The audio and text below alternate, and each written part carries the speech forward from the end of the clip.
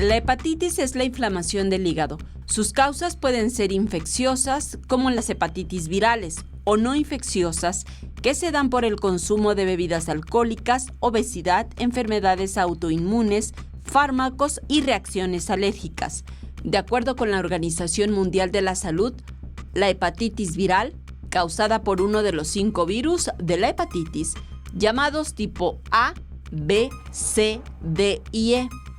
Hay 2 patrones muy claros, los que se parecen mucho a VIH-Sida, vía sexual, vía sanguínea, vía perinatal, y las que son por comer alimentos o beber líquidos que tienen virus, y esas son A y G.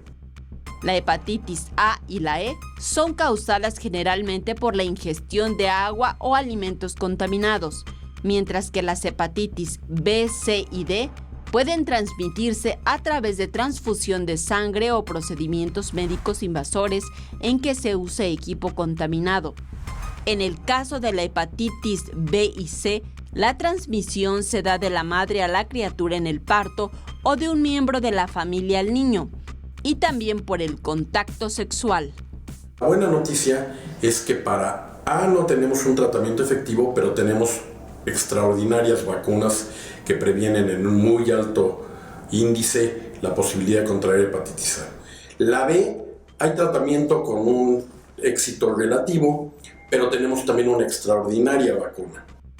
En el caso de las hepatitis E y G, el especialista asegura que no aparecen con tanta frecuencia.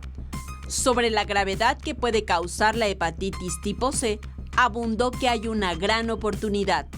Para hepatitis C no hay tratamiento, pero hay curación en una altísima tasa de éxito. Y estamos hablando de tasas de éxito de 95, 96, 97%.